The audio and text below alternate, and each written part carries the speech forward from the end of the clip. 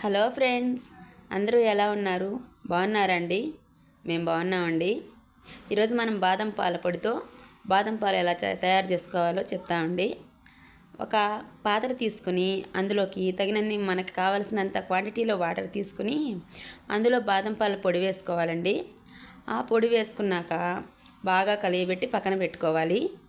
ఆ తర్వాత వేరొక బౌల్ తీసుకొని అందులో పాలను బాగా మరిగించుకోవాలండి.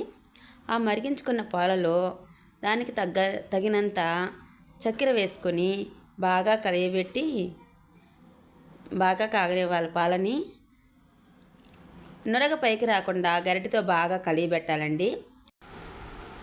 అలా కాగిన పాలలో ఇంతకుముందు మనం కలిపి పెట్టుకున్నాం కదండి, ఆ మిశ్రమాన్ని ఆ పాలలో పోయాలి. పోసి బాగా కలుపుతూ పొయ్యి మీద అలాగే ఆ సెగతో వేడిగా కాగనివ్వాలి.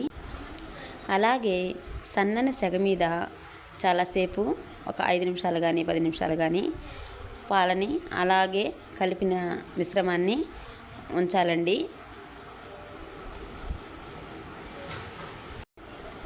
అప్పుడు అవి మనకు కావలసిన రంగులో బాదం పాల కలర్లో వచ్చేస్తుందండి.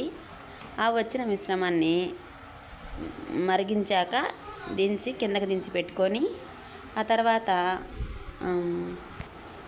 తేరుగంట తీసుకొని అందులో ఇంకో బౌల్లోకి బాగా తేరిపోయాలండి.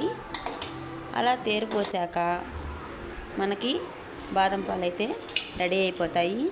కాకపోతే దాన్ని ఇంకా చాలాసేపు మనము చల్లార్చాక అప్పుడు మనకి తాగడానికి బాదం పాలు రెడీ అయిపోతుందండి.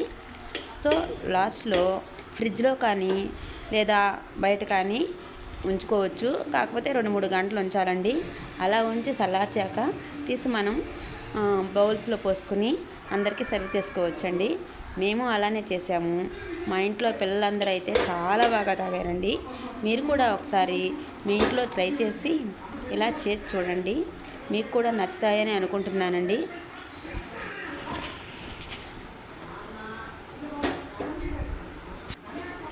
ఈ మా వీడియో మీకు నచ్చిందని అనుకుంటున్నామండి. నచ్చితే లైక్ చేయండి, సబ్స్క్రైబ్ చేయండి. చాలా థ్యాంక్స్ అండి.